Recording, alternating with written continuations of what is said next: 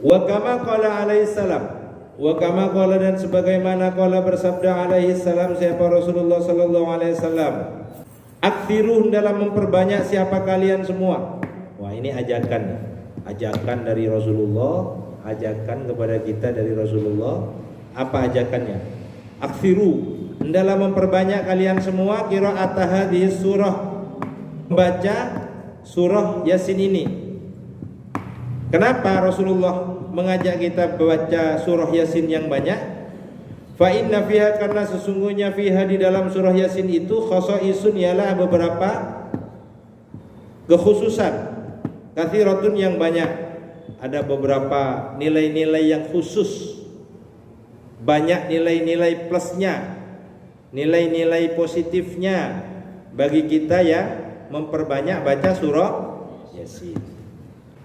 Hatta sehingga kila dikatakan fi syarhi hadzal hadis, di dalam syarahnya hadis ini. Ini dalam syarahnya ya. Sama dengan kitab Bukhari Muslim itu ada syarahnya. Ya kan? Namanya kitab Fathul Bari. Nah, dalam Bukhari Muslim itu ada hadis, kemudian dijelaskan lebih detail lagi di dalam Fathul Bari. Sehingga tidak hanya tidak hanya ini hadis nih, tapi tidak tahu syarahnya. Sama dengan kita baca Yasin, pokoknya saya baca Yasin dah, mantep pokoknya dah. Tapi nggak ngerti maksudnya.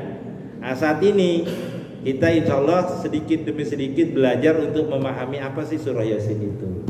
Kenapa sih kita disuruh baca surah Yasin? Apa fadilahnya kalau kita baca surah Yasin? Kenapa Rasulullah itu memerintahkan kita, mengajak kita untuk memperbanyak baca surah Yasin? Karena kata Rasulullah banyak nilai-nilai positif kalau kita ini membaca surah Yasin.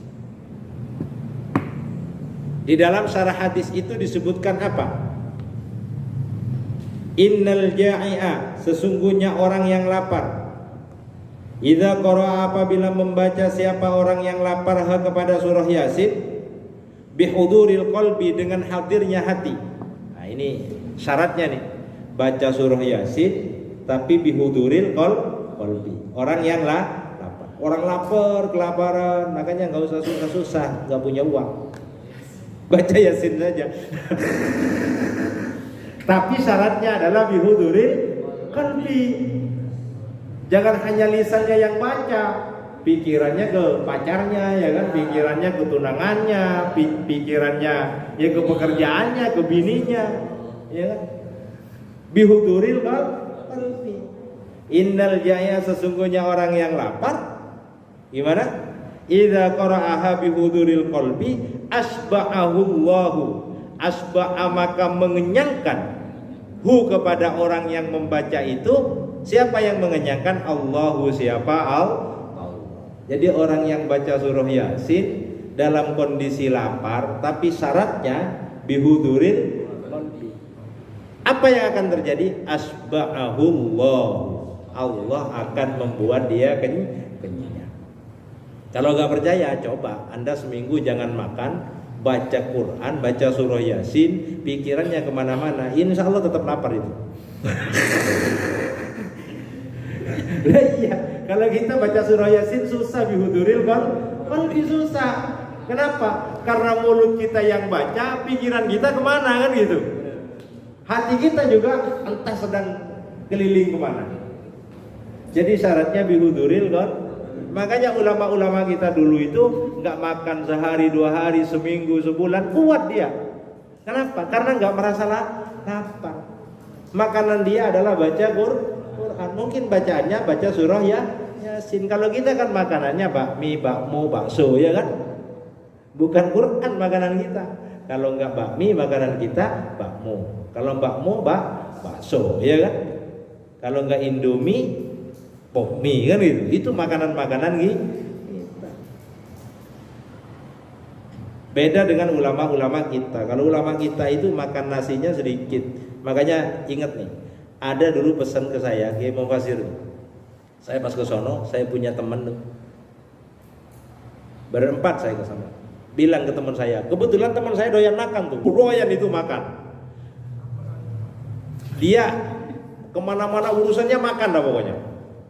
Kiai Mufasir itu dawuh, orang itu kalau makan sehari 3 kali itu bukan orang, tapi kebo.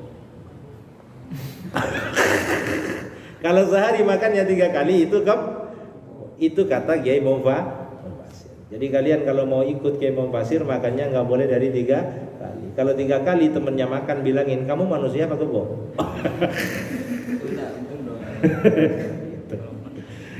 Jadi seperti itu. Makanya itu ya, karena memang kalau banyak makan itu bahaya.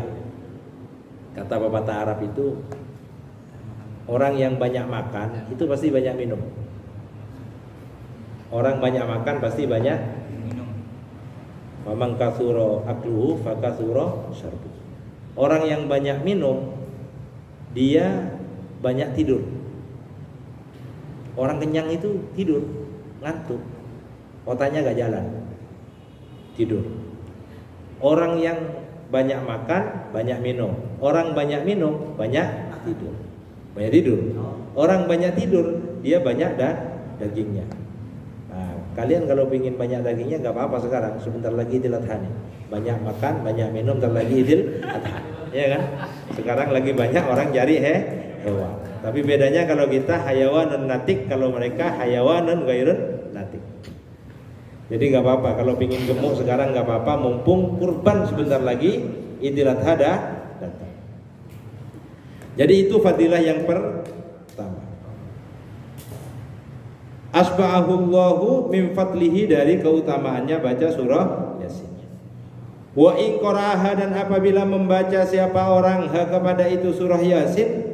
Wa in qara'a, apabila membaca kepada surah Yasin, al khaifu, siapa orang yang takut. Nah, orang sedang ketakutan, mau jalan takut, gelap gulita takut, maka baca surah Yasin.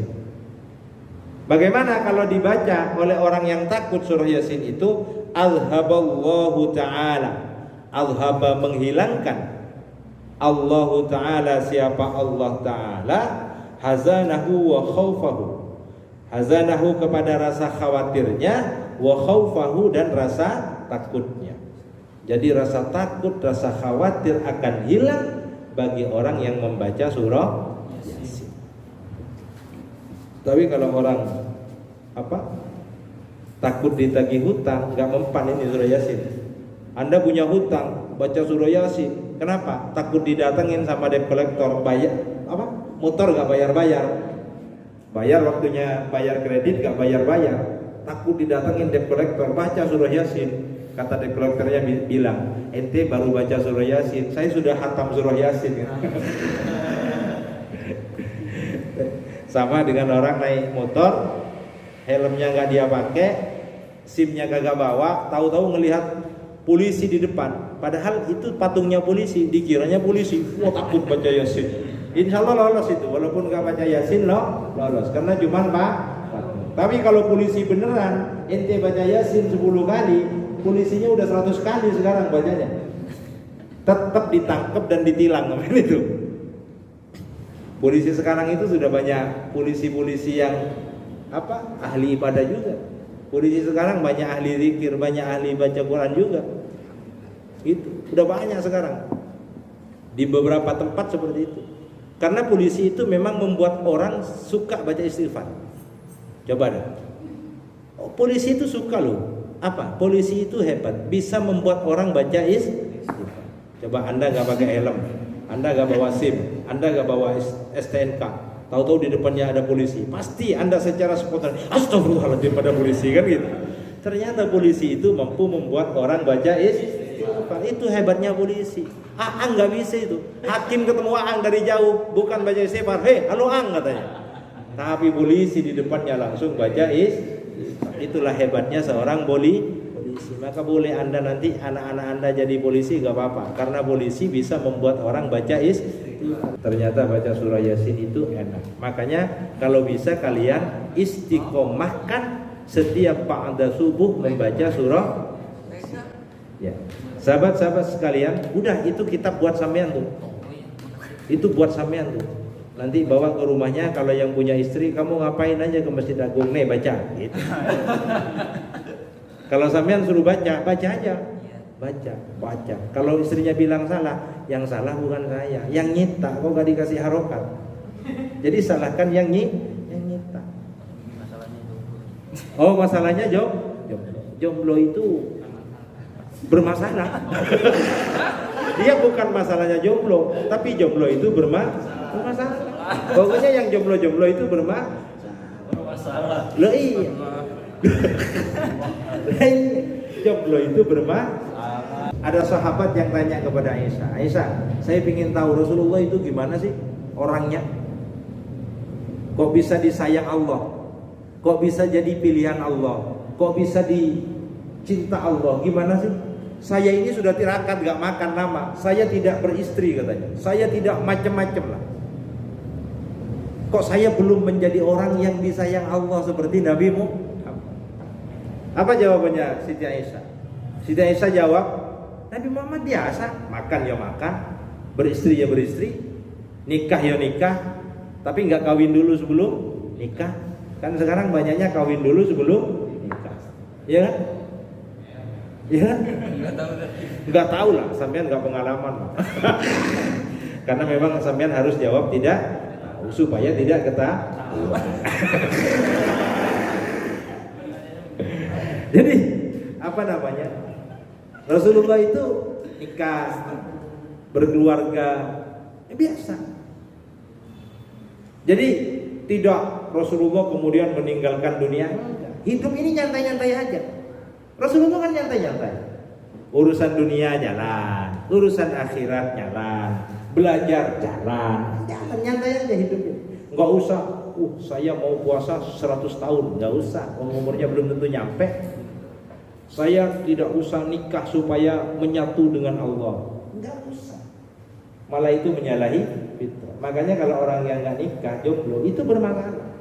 Bukan masalahnya jomblo, tapi jomblo itu yang bermasalah. Kalau sudah umur 25, ya 27, 28, belum nikah, bermasalah itu.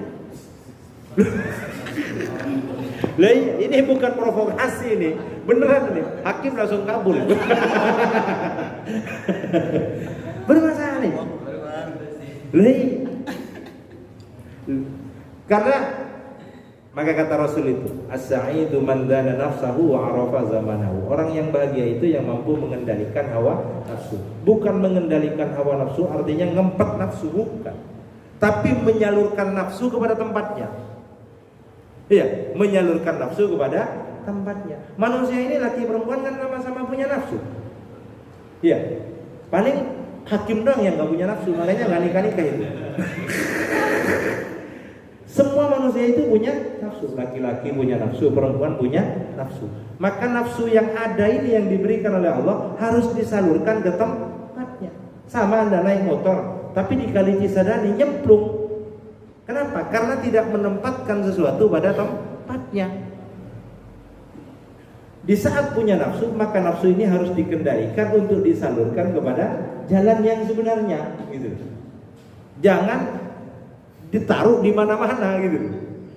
Jadi makanya orang nikah itu enak juga. Enak orang nikah itu. Enak. Dia bisa menjaga dirinya, ya kan? Bisa mengurangi maksiatnya, ya kan? Kalau nggak nikah kan paling tidak koleksi lah. Kalau orang belum nikah biasanya koleksi kan? Apalagi Vicky Prasetyo itu kan koleksi banyak itu, ya kan? Koleksi, laki-laki koleksi, yang perempuan juga koleksi. Mana nih yang cocok, yang pas buat saya, kan gitu. Ya minimal begitu. Iya. Kalau jomblo-jomblo, makanya bahayanya di situ. Jadi jomblo itu bukan masalahnya, jomblo bukan, tapi jomblo memang bermasalah. Makanya kalau tidak ingin bermasalah, selesaikan kejombloanmu, segera nikah, kan gitu. Maka masalahnya selesai. Jadi seperti itu ya. Allahu a'lam.